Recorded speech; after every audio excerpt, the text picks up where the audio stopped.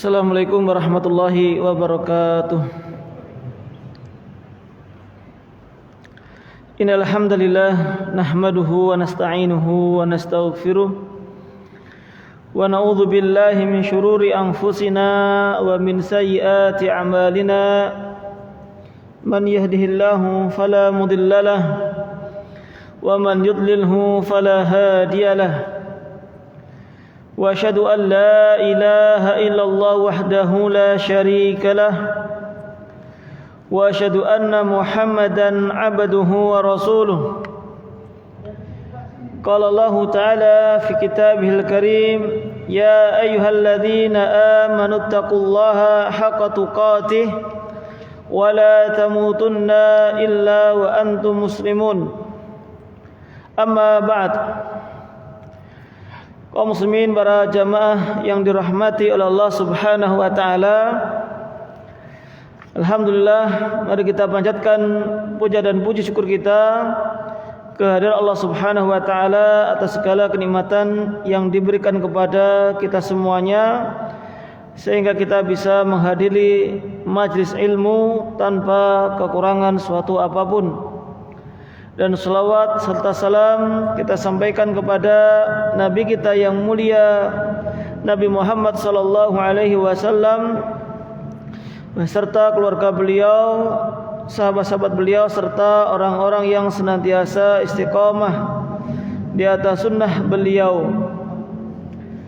Kaum muslimin, para jamaah yang dirahmati oleh Allah Subhanahu wa taala, kita lanjutkan pembahasan kita di malam hari ini dari kitab Aqidatut Tauhid karya Syekh Shalih Al-Fauzan hafizallahu taala, dan kita sampai pada al-babu tsalits atau bab yang ketiga, fi bayani syirki wal inhirafi fi hayatil basyariyah, yaitu penjelasan tentang kesyirikan dan penyimpangan pada kehidupan manusia. Dan pada pasal yang pertama disebutkan tentang al-inhirafu fi hayatil basyariyah, yaitu penyimpangan pada kehidupan manusia. Qala Syekh hafizahullah taala, beliau mengatakan, khalaqallahul khalqa liibadatihi. Allah Subhanahu wa taala menciptakan makhluknya liibadatihi, untuk beribadah hanya kepada Allah Subhanahu wa taala. Wa hayya lahum ma yu'inuhum 'alaiha min rizqihi. Dan Allah Subhanahu wa taala juga telah menyiapkan bagi makhluknya apa-apa yang bisa membantu mereka untuk mendapatkan rezeki. Qala ta'ala, Allah Subhanahu wa taala berfirman dalam surat Az-Zariyat 56 sampai 58. Allah berfirman, "Wa ma khalaqtul jinna wal insa illa liya'budun." Dan tidaklah aku menciptakan jin dan juga manusia kecuali untuk menyembahku. Ma uridu minhum min rizkin wa ma uridu ayut'imun. Aku tidak menginginkan rezeki dari mereka, tidak pula aku menginginkan agar mereka memberikan makan kepadaku. Innallaha war-razzaqu dzul quwwatil matin. Sesungguhnya Allah Subhanahu wa taala, dialah yang maha memberikan rezeki dan memiliki kekuatan yang kuat, yang kokoh.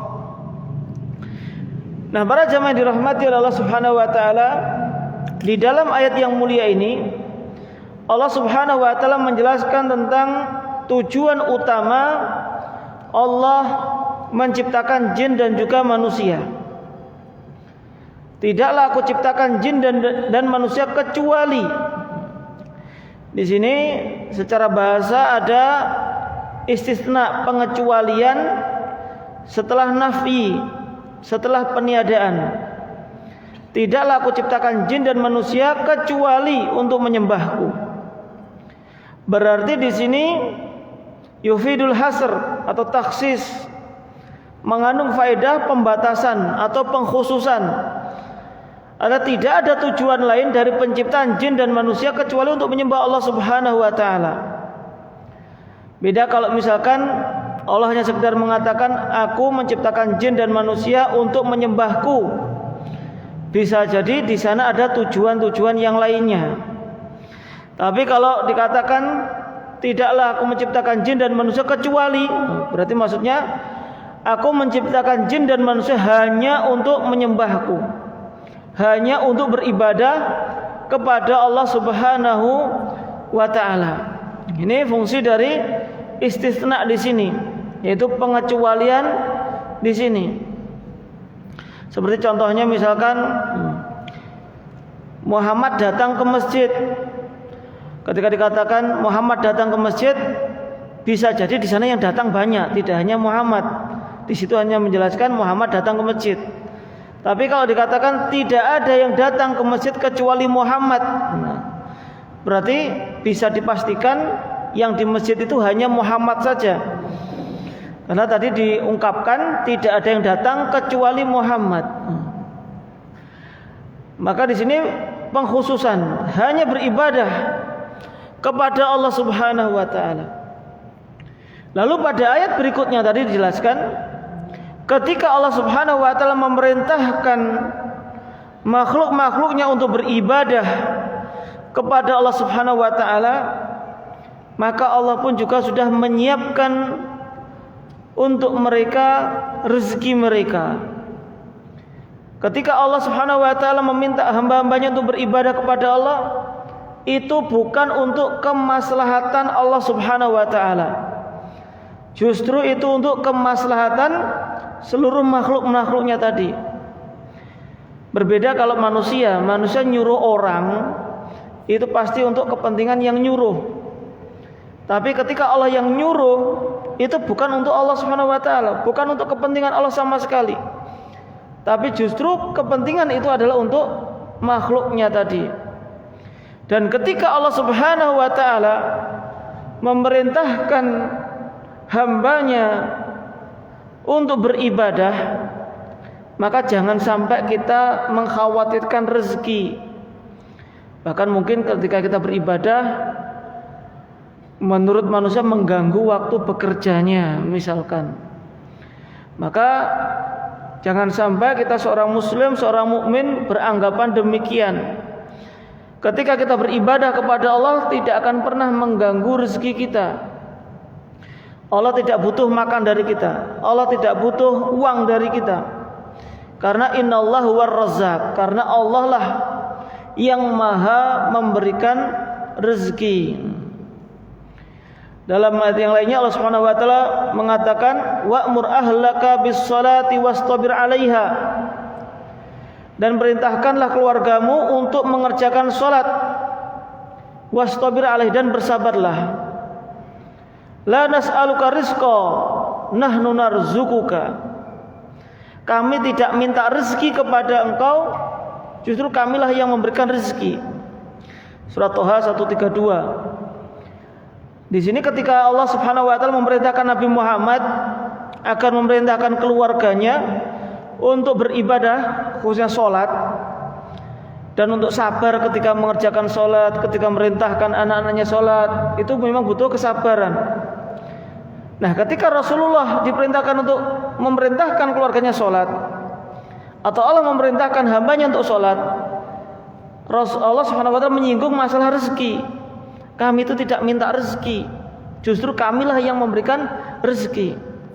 Artinya ketika Allah Subhanahu wa taala memerintahkan kita ibadah, dan itu menurut kita mengambil waktu kita, Allah menjanjikan pasti Allah akan memberikan rezeki. Artinya ketika kita mengerjakan amal kebaikan, amal ketaatan, justru itulah menjadi penyebab datangnya rezeki dari Allah Subhanahu wa taala. Bukan kalau juga berfirman dalam surat At-Talaq ayat yang kedua, wa ma khalaqtul jinna wal insa wa may yattaqillaha yaj'al lahu makhraja. Barang siapa yang bertakwa kepada Allah Subhanahu wa taala, maka kami akan memberikan jalan keluar bagi seluruh permasalahannya. Dan di ayat yang ketiga, wa yarzuqhu min haitsu la yahtasib. Dan Allah akan memberikan rezeki dari jalan yang tidak disangka-sangka. Maka semakin kita taat kepada Allah, semakin kita memperbanyak amal ibadah kita kepada Allah Subhanahu wa taala, pasti Allah Subhanahu wa taala akan memberikan rezekinya. Jangan khawatir akan masalah rezeki tatkala kita semakin mendekatkan diri kita kepada Allah Subhanahu wa taala. Wa nafsu bi fitratiha idza turikat kanat muqirratan lillahi bil ilahiyah. Dan jiwa apabila ditinggalkan, dibiarkan sesuai dengan fitrahnya, maka pasti akan mengakui uluhiyah, keesaan Allah Subhanahu wa taala. Muhibbatan lillah, secara fitrah pun pasti juga akan mencintai Allah Subhanahu wa taala. Ta'buduhu la tusyriku bi syai'a. Secara fitrah pasti akan menyembah Allah Subhanahu wa taala, tidak menyembah kepada selainnya.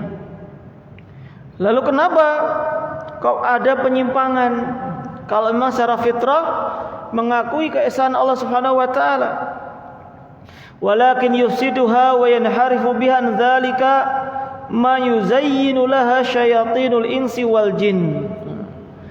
Tapi yang membuat jiwa tadi menjadi rusak, menjadi menyimpang, yaitu apa yang dihiasi oleh syaitan, baik itu syaitan dari kalangan manusia ataupun jin. Bima yuhi ba'duhum ila ba'din zukhrufal qawli ghurura. Dengan apa yang diwahyukan, dibisikkan di sini maksudnya, antara syaitan satu kepada syaitan yang lainnya, saling membisikkan, menghiasi ucapan-ucapan mereka untuk menipu manusia. Awalnya dari bisikan-bisikan. Dulu ada orang yang soleh dibuatkan patung untuk mengagungkan, masih bisikan-bisikan. Lalu setelah itu diperintahkan untuk meminta, bertawasul, sampai akhirnya menyembah berhala-berhala tadi, yang asalnya berhala tersebut merupakan gambaran dari orang yang soleh. Fatauhidu markuzun fil fitrah. Dan tauhid itu terfokuskan pada fitrah, sesuai dengan fitrah. Wa syirku tariun wa dakhilun alaiha. Jadi asalnya orang itu fitrahnya berada di atas tauhid tadi, asalnya. Lalu datanglah sesuatu, bisikan-bisikan tadi, yaitu kesyirikan. Jadi kesyirikan itu datang belakangan. Sebagian dulu Nabi Adam di atas fitrah, lalu muncullah kesyirikan. Meskipun kalau sekarang ya mungkin banyak kesyirikan. Ketika dikembalikan kepada fitrah, banyak yang menganggap kembali ke fitrah ini justru sesuatu yang baru. Padahal kesyirikan itu adalah sesuatu yang baru sebenarnya. Karena dulu pada zaman Nabi Adam kesyirikan tidak ada, sampai akhirnya muncul kesyirikan Nabi Nuh. Setelah itu pada zaman Nabi Muhammad SAW sudah menjadi seorang nabi, akhirnya kesyirikan juga hilang. Yang ada hanyalah tauhid. Lalu kemudian muncullah generasi-generasi sampai akhirnya muncullah kesyirikan lagi. Nah, ketika mau dibawa lagi kepada ajaran Nabi Muhammad, seolah-olah ajaran Nabi Muhammad itu adalah sesuatu yang baru. Padahal itu adalah hukum asalnya. Allah Subhanahu wa taala berfirman dalam surat Ar-Rum 30, "Faqim wajhaka lid-dini hanifa." Maka arahkanlah wajahmu kepada agama yang lurus. Fitratallah, yaitu yang difitrahkan oleh Allah Subhanahu wa taala kepada fitrah Allah. Allati fataran nas 'alaiha, yang mana fitrah yang diberikan oleh Allah Subhanahu wa taala kepada manusia, mereka adalah mentauhidkan Allah. La tabdila li khalqillah. Tidak ada perubahan, tidak ada yang merubah dari penciptaan Allah Subhanahu wa taala. Artinya seorang tidak ada yang bisa merubah asalnya, seseorang berada di atas fitrahnya, menyembah, mentauhidkan Allah Subhanahu wa taala. Sebagaimana sabda Nabi sallallahu alaihi wasallam dari Abu Hurairah yang diriwayatkan oleh Imam Bukhari dan Muslim, kullu mauludin yuladu 'alal fitrah. Setiap anak yang dilahirkan dalam keadaan fitrah, masih murni, masih asli. Fa abawahu yuhawidanihi au yunassiranihi au yumajjisanihi. Karena asalnya bayi yang lahir tadi itu sesuai dengan fitrah, mentauhidkan Allah. Lalu kedua orang tuanya lah yang menjadikan dia Yahudi, menjadikan dia itu Nasrani atau Majusi. Nah, di sini tidak ada keterangan wa yusallimanihi. Orang tuanya tidak menjadikan anaknya itu Islam. Kenapa? Karena memang sudah Islam sejak lahir, aslinya dalam keadaan Islam, dalam keadaan mentauhidkan Allah Subhanahu wa taala. Sehingga yang menyimpangkan anak tadi ke dalam agama Kristen, ke dalam agama Yahudi atau Majusi ataupun yang lainnya, itu adalah kedua orang tuanya. Dan inilah fitrah anak yang masih kecil, asalnya mereka mentauhidkan Allah Subhanahu wa taala. Fad-dinul Islam wa kana wad-dinu al-Islam. Jadi agama yang benar adalah agama Islam. Wa kana alaihi Adamu alaihissalam, dan inilah agama yang dibawa oleh Nabi Adam alaihi salam. Wa man jaa ba'dahu min dzurriyyatihi qurunan tawilatan, dan yang dibawa juga oleh keturunan Nabi Adam selama berabad-abad yang lama. Dikatakan di antara katakan Abdullah bin Abbas sekitar 10 abad itu masih dalam tauhid. Allah Subhanahu wa taala berfirman dalam surah Al-Baqarah 213, kana an-nasu ummatan wahidah faba'atsallahu an-nabiyyina mubasysyirin wa mundzirin.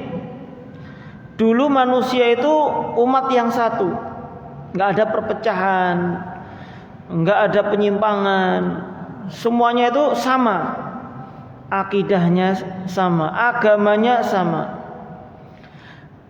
Sehingga Allah Subhanahu wa taala pun mengutuskan para nabi untuk memberikan kabar gembira dan juga memberikan peringatan kepada mereka.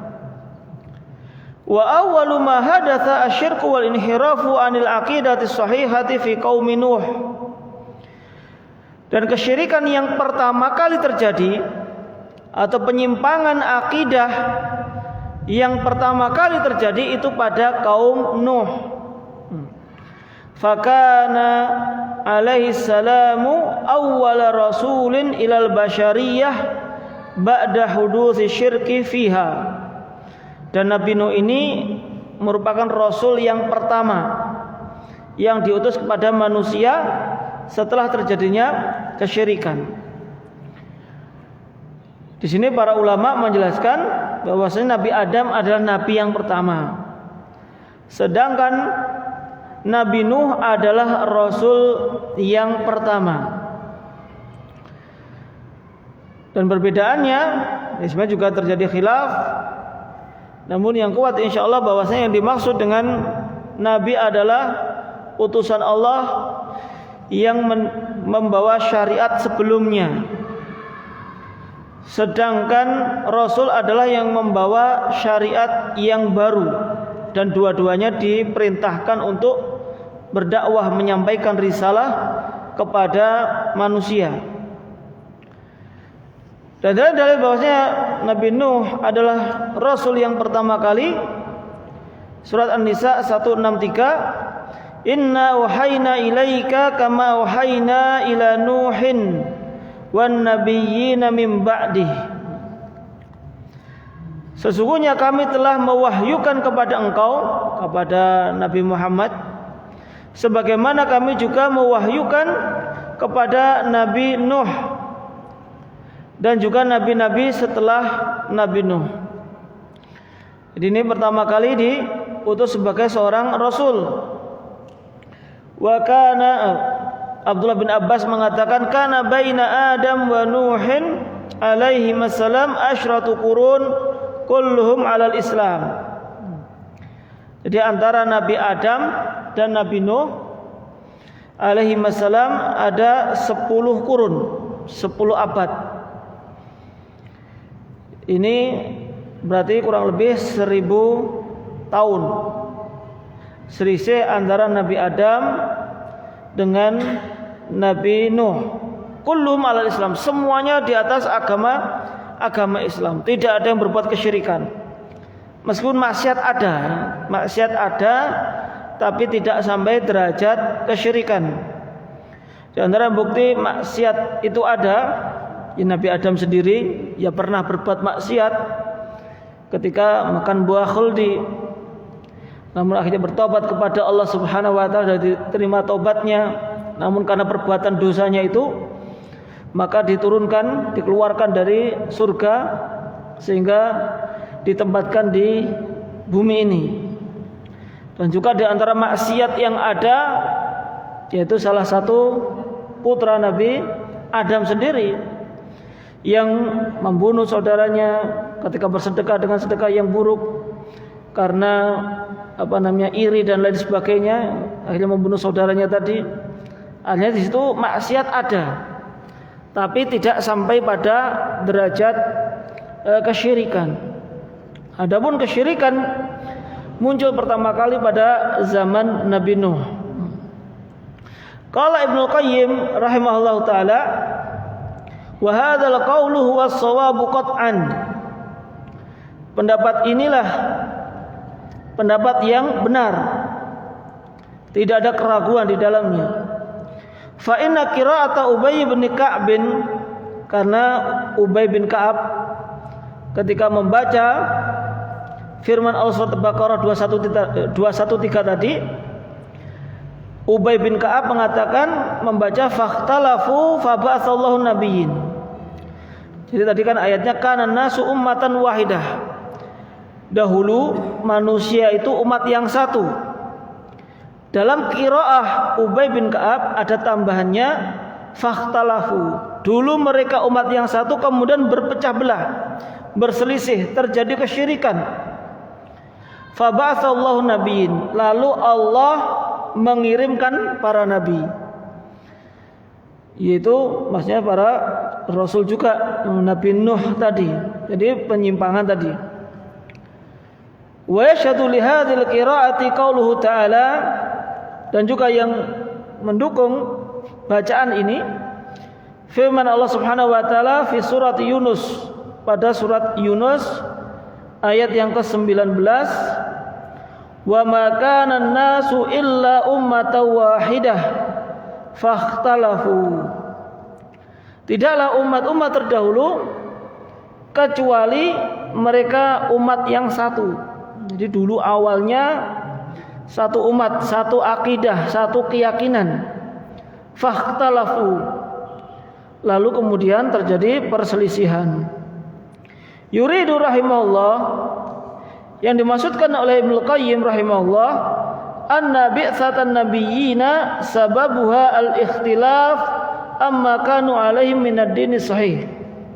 Di antara sebab diutusnya para nabi adalah karena terjadinya penyimpangan dari akidah yang benar. Diutus Nabi Adam, Idris, Nuh, khususnya Nuh, sebabnya adalah karena penyimpangan dalam masalah akidah itu sudah semakin banyak. Kalau sudah terjadi penyimpangan, maka diutuslah nabi. Dan ini umumnya setiap Allah Subhanahu wa taala mengutus para nabi itu karena sudah terjadi banyak penyimpangan. Nabi satu meninggal dunia, kemudian terjadi penyimpangan, diutus lagi seorang nabi, untuk meluruskan akidah mereka. Akidah mereka sudah lurus, kemudian nabinya meninggal dunia, terjadi lagi penyimpangan, maka diutus lagi, dan seterusnya. Sebagaimana ketika Allah Subhanahu wa taala mengutus Rasulullah SAW, Nabi Muhammad, ya karena pada waktu itu di bangsa Arab khususnya penyimpangan dalam masalah akidah atau kesyirikan itu sudah sangat banyak, sehingga diutuslah Nabi Muhammad SAW. Kama kanatil Arabu ba'da dzalika ala dini Ibrahim alaihissalam.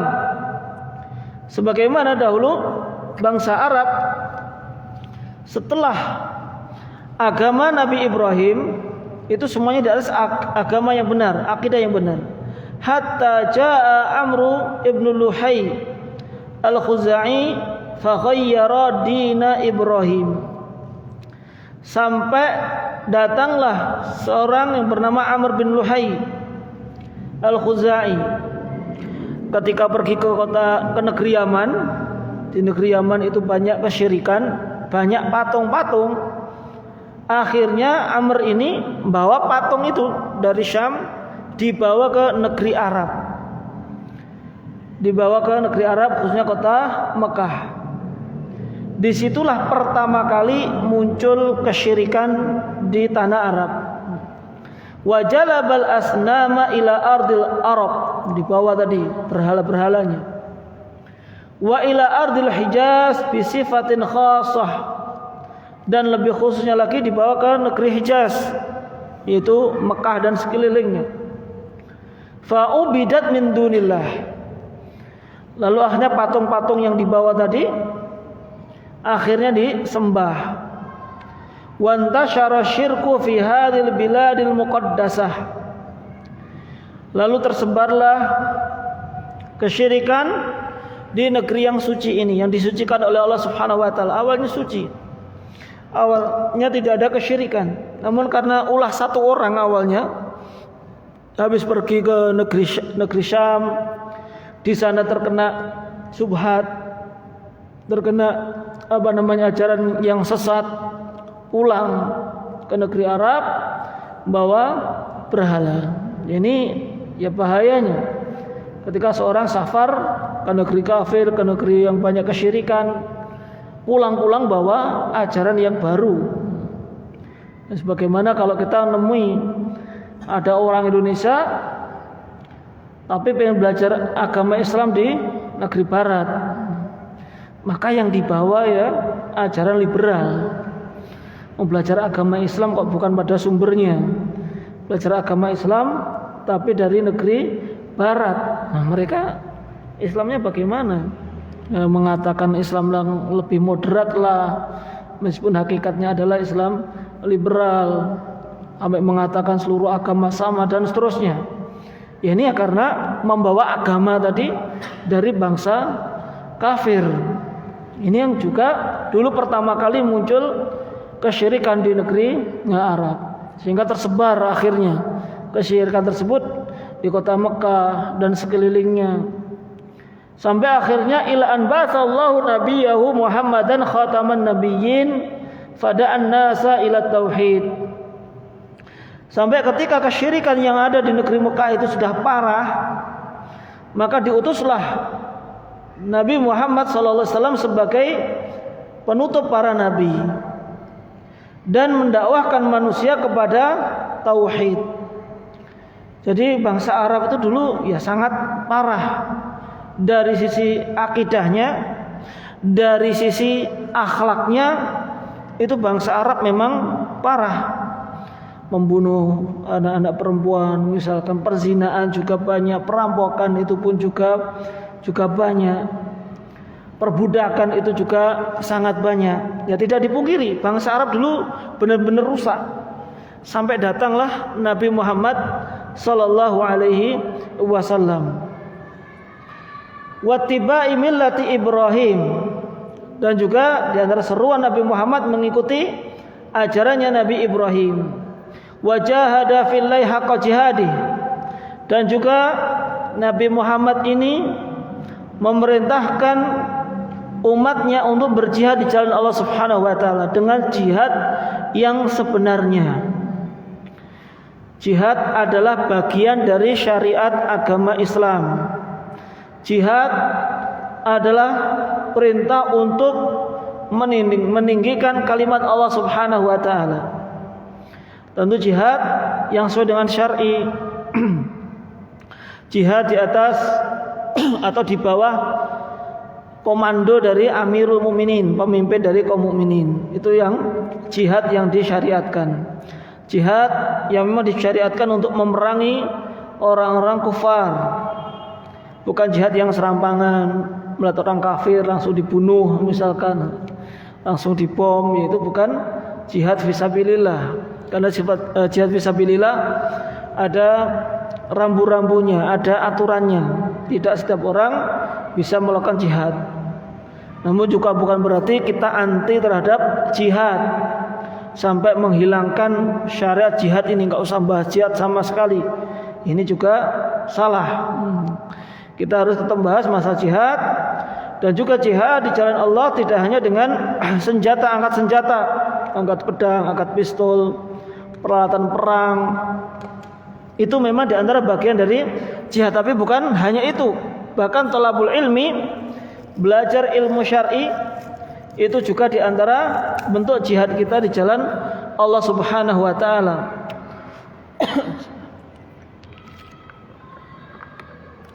Yaitu jihad dari kebodohan. Jihad memerangi kesyirikan, itu juga termasuk jihad. Hatta adat aqidatu tauhidi wa millatu Ibrahim. Sampai ketika Rasulullah setelah mendakwahkan tadi, kembalilah akidah tauhid dan ajarannya Nabi Ibrahim. Wa kassaral asnama wa akmalallahu biddin. Dan juga Rasulullah sallallahu alaihi wasallam menghancurkan berhala-berhala dan Allah Subhanahu wa taala pun menyempurnakan agamanya dengan risalahnya Nabi Muhammad sallallahu alaihi wasallam. Namun juga perlu dipahami berkaitan dengan kasrul asnam, menghancurkan berhala. Ingat bahwasanya Rasulullah sallallahu alaihi wasallam ketika menghancurkan berhala itu tidak di awal-awal dakwah.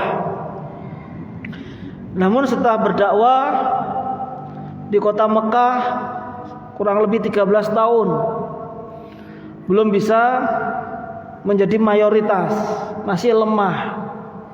Sampai akhirnya hijrah ke kota Madinah, menjadi kuat, menjadi negara Islam. Nah, ketika melakukan Fathu Mekah di akhir di kota Madinah, lalu melakukan perjalanan ke kota Mekah untuk Fathu Mekah dan sudah memiliki pasukan yang banyak, sudah menguasai. Ketika masih kota Mekah tidak ada perlawanan sama sekali dari orang-orang musyrikin karena mereka sudah lemah. Barulah Nabi sallallahu alaihi wasallam menghancurkan berhala-berhala yang ada di dalam Ka'bah dan juga di sekitarnya. Itu baru dihancurkan. Tidak sembarangan. Sekarang cari berhala langsung dihancurkan.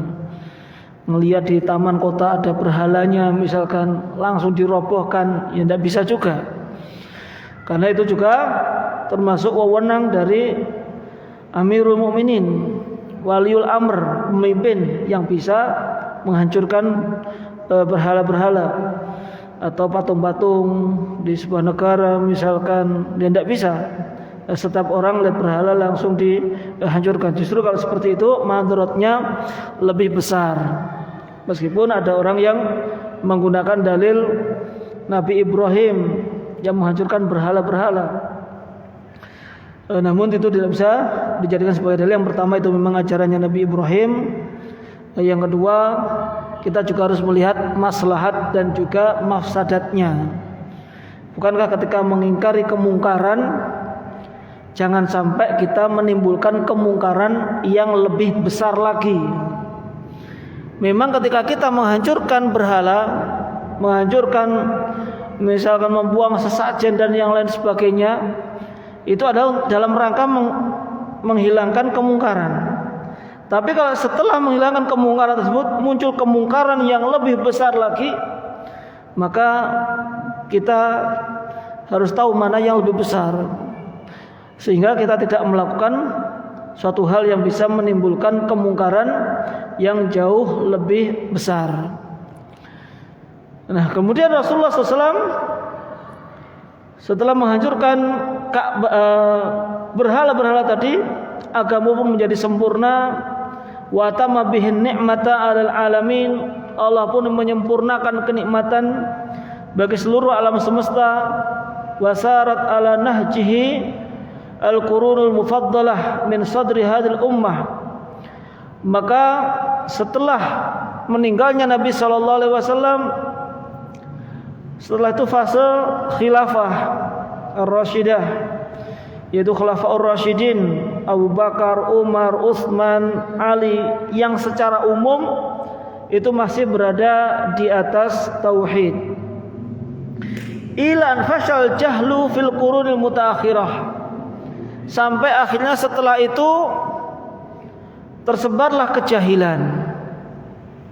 Wa dakhala dakhilu minad diyanatil ukhra, sampai juga akhirnya agama-agama yang lain juga sudah masuk ke dalam agama Islam. Artinya sudah campur aduk, kaum muslimin safar ke negeri kafir, sehingga di sana akhirnya tercampur kaum muslimin dengan orang-orang musyrikin. Akhirnya kaum muslimin pun terpengaruh dengan ajaran orang-orang musyrikin tadi. Fa'ada syirku ila katsirin min hadhil ummah, sampai akhirnya kesyirikan pun kembali kepada sebagian besar dari kaum muslimin. Bisa babi du'atid dhalalah, disebabkan karena dai-dai kesesatan. Wa bisa babil bina'i alal kubur, dan juga disebabkan sudah mulai banyaknya bangunan-bangunan di atas kuburan. Mutamatsilan bi ta'dhimil auliya'i was sholihin, karena mereka menganggap ingin mengagungkan orang-orang yang saleh, para wali yang sudah meninggal dunia, sehingga dibangunlah kuburannya, dibangun rumah, dibangun patungnya. Wadi'il mahabbati lahum, dan mereka pun mengklaim karena apa? Ya kasih sayang, karena mencintai orang-orang yang saleh yang sudah meninggal dunia tadi. Hatta buniyat udruhah ala kuburihim, sampai akhirnya dibangunlah, yaitu ya bangunan-bangunan yang besar di kuburan-kuburan mereka. Ya, kita sendiri menjumpai ada kuburan yang katanya kuburannya orang yang soleh dibangun, dikasih tenda, dikasih hiasan, bahkan ada yang dikasih lampu dan seterusnya. Ini nggak ada bedanya ini antara kuburan dengan taman kota, ya, sama-sama hiasannya sangat besar. Baik, kita simak adzan terlebih dahulu.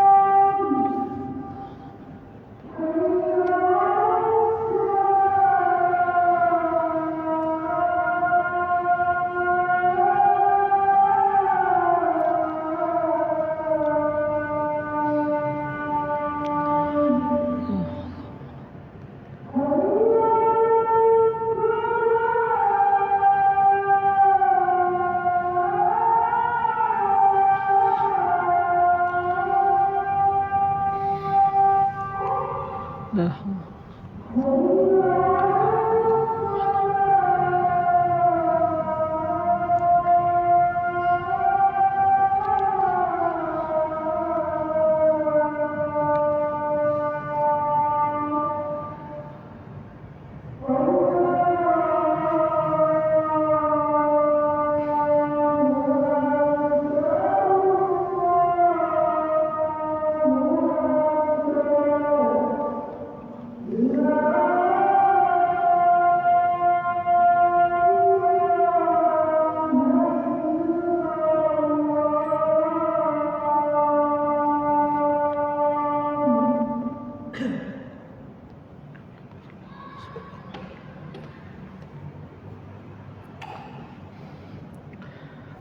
Bismillah, alhamdulillah, salatu wassalamu ala rasulillah, ma'bad.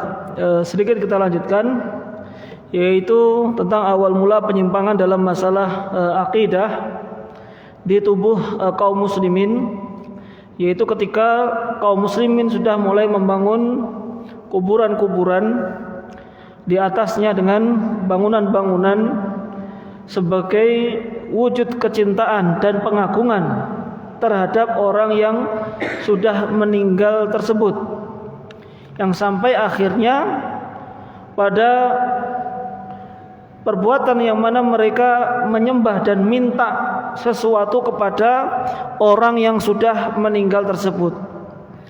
Dan perbuatan ini pada hakikatnya adalah perbuatan kesyirikan, meskipun mereka menyebutnya sebagai tawassul bisolihin, yaitu meminta perantara dengan orang-orang yang soleh. Sedangkan kenyataan sendiri kita saksikan bahwasanya di antara mereka kalau pergi ke kuburan misalkan, ya minta langsungnya bukan kepada Allah Subhanahu wa taala. Mbah, saya minta ini dan lain sebagainya ya. Yai atau Habib siapa, padahal sudah meninggal dunia. Berbicara langsung dengan orang yang sudah meninggal dunia tadi dan minta sesuatu. Dan inilah hakikatnya ibadatuhum, penyembahan terhadap orang-orang yang sudah meninggal dunia.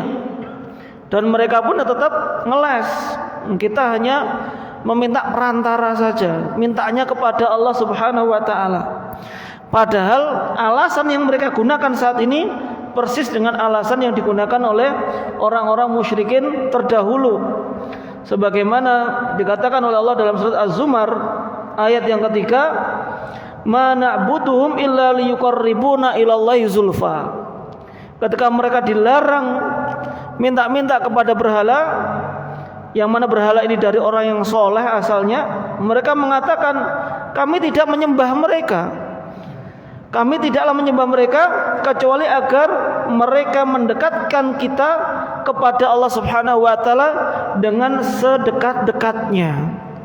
Jadi alasannya sama antara terdahulu dengan sekarang.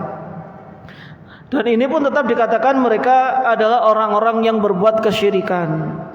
Sebagaimana firman-Nya dalam surat Yusuf 106, "Wa ma yu'minu aktsaruhum billah illa wa hum musyrikun."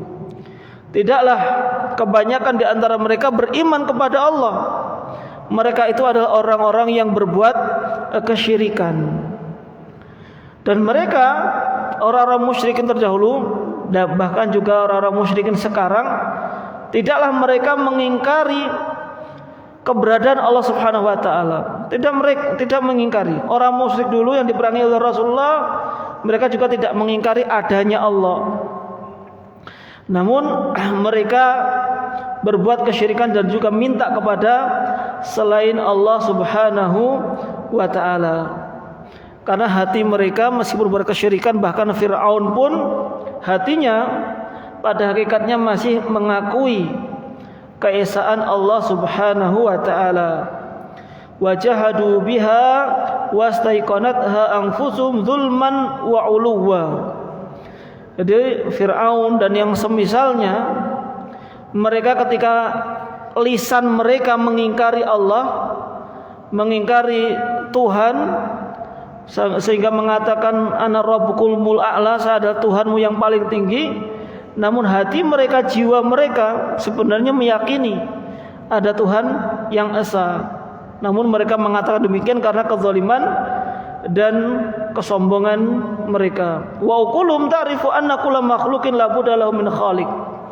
Karena akal manusia, akal mereka Fir'aun, orang-orang yang sesat, mereka akalnya masih meyakini bahwasanya setiap makhluk pasti ada yang menciptakannya dan yang mengaturnya, dan yang mengatur itu berhak untuk disembah, berhak untuk diibadahi, dan tidak ada Tuhan yang berhak disembah kecuali Allah Subhanahu wa taala.